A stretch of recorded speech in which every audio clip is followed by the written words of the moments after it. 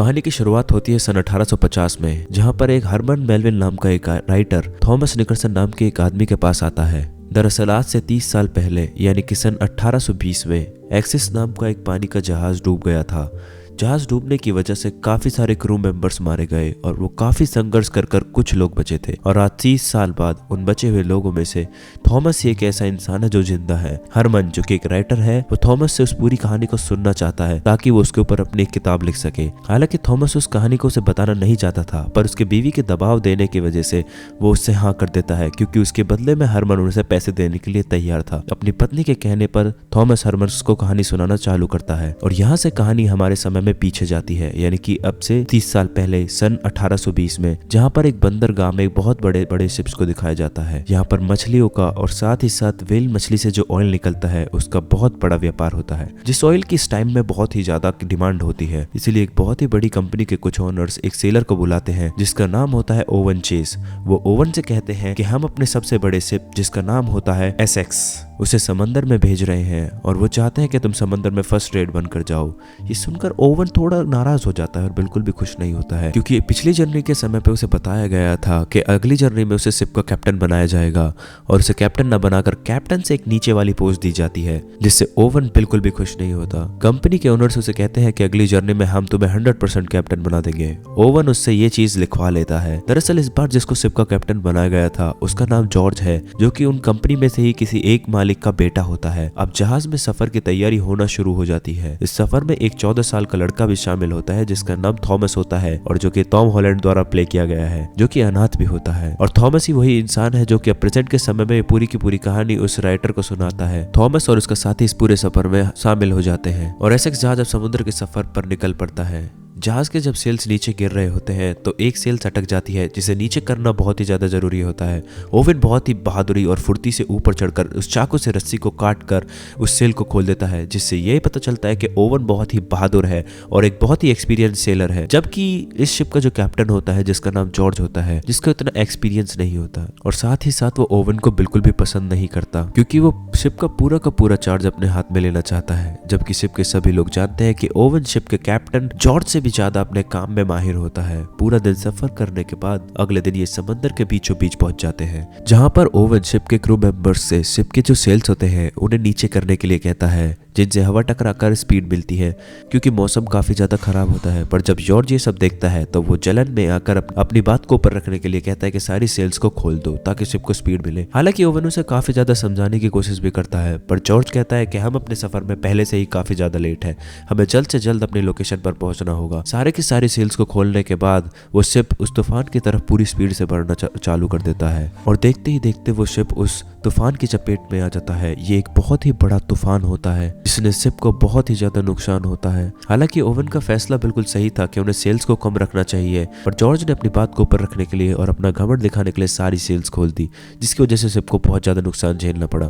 तूफान पूरी तरीके से थमने के बाद जॉर्ज ओवन से कहता है कि हम लोग जल्दी वापस जाएंगे ताकि हम अपने शिप को रिपेयर कर सके, और साथ ही साथ तुम्हें वापस पहुंचने के बाद एक माफीनामा भी लिखना पड़ेगा जिसमें तुमने अपने कैप्टन के ऑर्डर्स को नहीं माना, जिसकी वजह से कई लोगों की जान जा सकती थी। तो उससे कहता है कि मुझे तुम्हारा इस्तीफा चाहिए। ओवन ये सुनकर बहुत ही ज्यादा हैरान होता है। वो कहता है कि सेल्स को नीचे करने का ऑर्डर तुम्हारा था और तुम्हारी वजह से ही हम सबकी जान दांव पर लगी, और जिसके बदले में जॉर्ज कहता है कि मैं अपने क्रू मेंबर्स को चेक कर रहा था। ओवन जॉर्ज से कहता है कि तुम तूफान के बीचों बीच अपने क्रू मेंबर्स को चेक कर रहे थे, उनकी जान को दांव पर लगाकर। वो उससे कहता है कि ये एक बहुत ही ज्यादा गलत तरीका है अपनी कैप्टनशिप को दिखाने का। इस बात को सुनकर जॉर्ज काफी ज्यादा भड़क जाता है और उससे कहता है कि तुम अपनी औकात मत भूलो, तुम सिर्फ एक किसान के बेटे हो और तुम मेरे बारे में नहीं जानते, मेरे पूरे खानदान ने यही काम किया है। और जिस बात का घमंड जॉर्ज के अंदर होता है, ओवन खाली हाथ नहीं जाना चाहता है, क्योंकि अगर ये खाली हाथ गए तो इन्हें इस काम के पैसे नहीं मिलेंगे। इसलिए वो जॉर्ज को समझाता है और कहता है कि बिना ऑयल के जाना आपके परिवार की शान के खिलाफ होगा। मैं भी चाहता हूँ हम ऑयल इकट्ठा करें और मुझे भी पैसे की जरूरत है, जिसको हम करके जल्दी से जल्दी अपने घर वापस चले जाएं।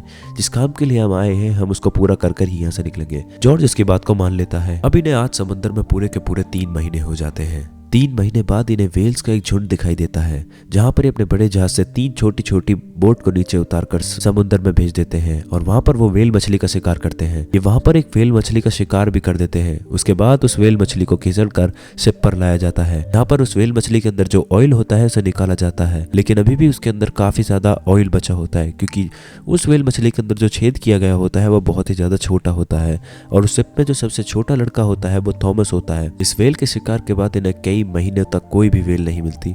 इन्हें लगभग पूरे समुद्र में 1 साल हो जाता है। ये सब अपने घर से काफी ज्यादा दूर होते हैं और इनके खाने पीने का सामान भी खत्म होने वाला था। साथ ही साथ ओवन और जॉर्ज के बीच की जो दरार थी वो भी बढ़ती जा रही थी। इन्हें खाने पीने का सामान चाहिए था, इसीलिए एक टापू के पास अपना शिप रोकते हैं और नाव से उस टापू पर जाते हैं, जहाँ पर इनके पास जो वेल ऑयल होता है ये उसका सौदा करते हैं और उसके बदले में खाने पीने का सामान लेते हैं। यहाँ पर इन्हें कैप्टन और मिलता है जो भी इन्हीं की तरह एक वेल ऑयल का काम करता है, लेकिन अब उसकी कंडीशन काफी ज्यादा खराब थी। उसका एक हाथ भी नहीं था। ओवन और जॉर्ज उसके पास जाते हैं। वो उससे पूछते हैं कि उन्हें वेल्स कहाँ पर मिलेंगी। वो कैप्टन बताता है कि आज से कई साल पहले जब मेरे पास अपना शिप था, यहाँ से 2000 मील वेस्ट की तरफ में हमें इतनी सारी वेल्स मिली थी कि हम एक दिन में 3000 बैरल ऑयल इकट्ठा कर सकते थे। 3000 बैरल ऑयल बहुत ही ज़्यादा होता है। जॉर्ज और ओवन के पूरे सफ़र का टारगेट सिर्फ 2000 बैरल ऑयल का होता है। इसके बाद वो कैप्टन बताता है कि हम वेल्स को मारकर ऑयल को ले सकते थे अगर वहाँ पर वो वाइट वेल नहीं आती, जिसकी लंबाई लगभग 100 फुट थी। वो समुद्र का शैतान है जिसने एक ही बार में उनके पूरे के पूरे शिप को तबाह कर दिया। मेरे 6 लोग मारे गए, साथ ही साथ मैंने अपना एक हाथ भी खो दिया।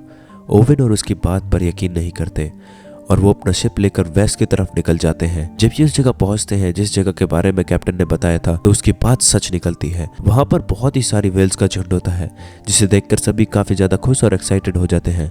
यहाँ से एक ही दिन में ये इतना ऑयल निकाल सकते हैं कि ये वापस अपने घर जल्द से जल्द जा सकते हैं। ये सब के सब अपने बड़े शिप से उतरकर छोटी छोटी बोट्स में समुद्र में उतर जाते हैं वेल्स मछली का शिकार करने के लिए। और जब ये शिकार करना शुरू करते हैं तभी यहाँ पर व्हाइट वेल आती है। ये वही बड़ी खतरनाक वेल होती है जिसके बारे में कैप्टन ने बताया होता है। उस कैप्टन ने इस वेल के बारे में पहले ही बता दिया था और वो वेल इतनी बड़ी होती है कि एक ही बारी में इनकी नाव को पलट देती है। इसके बाद वो इनके बड़े शिप पर भी हमला कर देती है, जिसकी वजह से इनका शिप नीचे से लीक होना शुरू हो जाता है। और ओवन इस वेल मछली का शिकार करना चाहता है, इसीलिए अपने भाले को डबल करता है और वेल मछली पर निशाना लगाकर उसकी तरफ फेंक देता है। उसका निशाना बिल्कुल परफेक्ट लगता है। भाला वेल मछली के शरीर में गड़ जाता है। ये भाला एक रस्सी से बंधा होता है और ये विशाल वेल मछली लगातार पानी की गहराइयों में जा रही होती है। एक पॉइंट पर आकर इनकी रस्सी खत्म हो जाती है।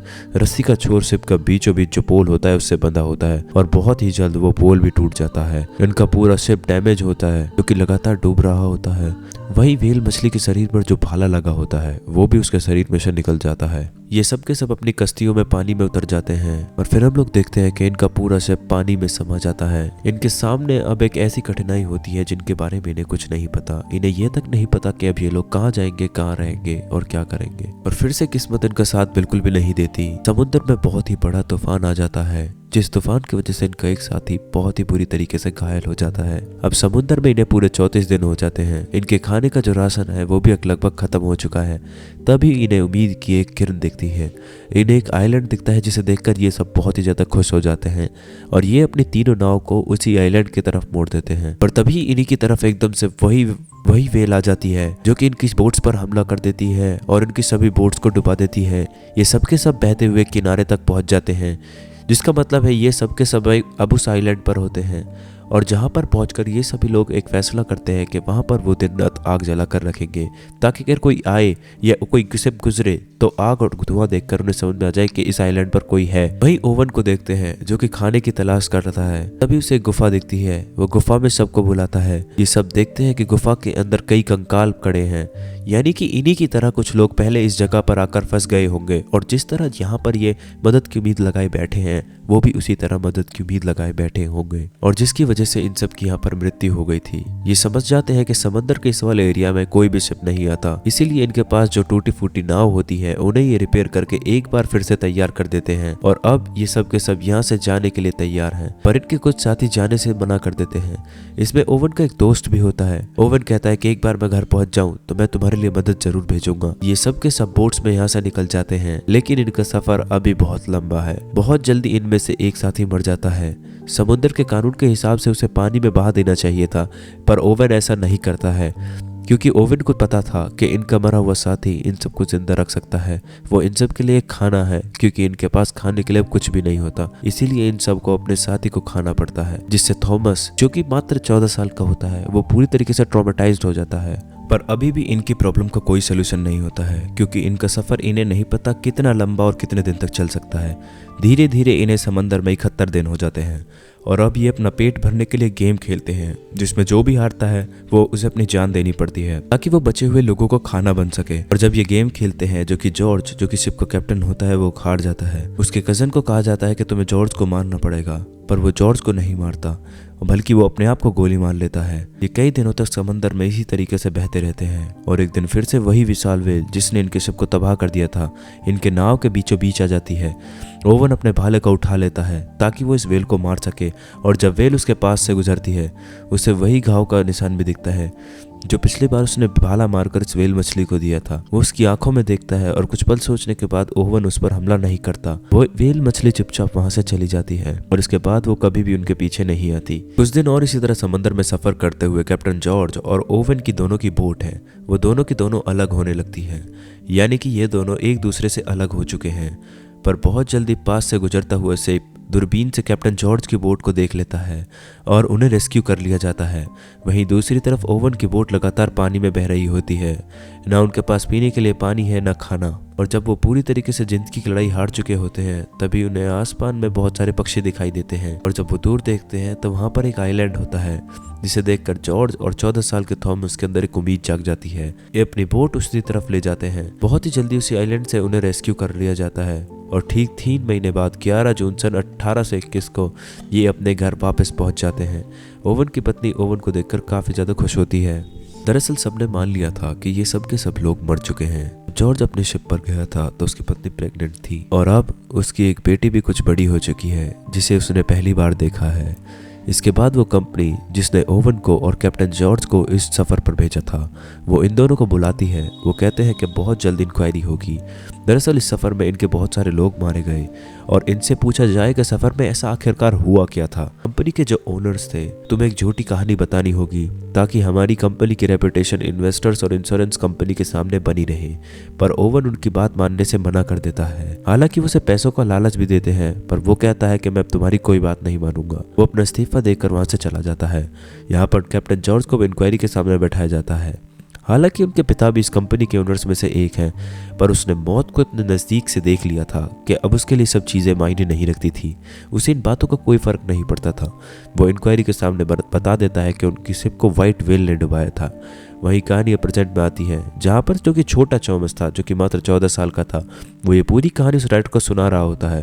वो उसे बताता है कि कैप्टन जॉर्ज एक बार फिर से उस व्हाइट व्हेल का शिकार करने के लिए समंदर में गए थे पर वो उन्हें कभी नहीं मिली और इसके बाद कैप्टन जॉर्ज को ज़बरदस्ती रिटायर कर दिया गया। वहीं ओवन ने जैसे कि अपने दोस्त से वादा किया था कि वो उसके लिए मदद भेजेगा, उसने अपना वादा पूरा किया। पर जब उस आइलैंड पर मदद पहुंची तो ओवन का दोस्त मर चुका होता है। हालांकि वहाँ पर बाकी 3 लोग अभी भी जिंदा होते हैं जिनकी हालत काफ़ी ज़्यादा ख़राब थी। उन तीनों को बचा लिया गया जिसके बाद ओवन ने अपने परिवार के साथ उस शहर को छोड़ दिया। वो एक मर्चेंट कैप्टन बन गया और हमेशा उसने शिप को अपनी शर्तों पर ही चलाया। थॉमस राइटर से कहता है कि तुम ये सब कुछ लिखोगे, लेकिन राइटर उसके जवाब में कहता है कि मैं एक फिक्शनल कहानी लिखूंगा जो कि सच्ची कहानी से इंस्पायर्ड होगी। पर यहाँ पर मुझे कहानी से भी एक बेशकीमती चीज़ मिली जो कि है साहस। जिंदगी में कभी भी हार नहीं माननी चाहिए। जो लड़ते हैं वही जिंदगी में आगे बढ़ते हैं। और यहाँ से अब हरमन चला जाता है। वो 1 साल में इस किताब को पूरा करता है। इस किताब का नाम रखता है मॉबी डिक और यही प्यारी सी कहानी यहाँ पर ख़त्म हो जाती है। अगर वीडियो थोड़ी बहुत भी अच्छी लगी हो तो चैनल को सब्सक्राइब कर लेना।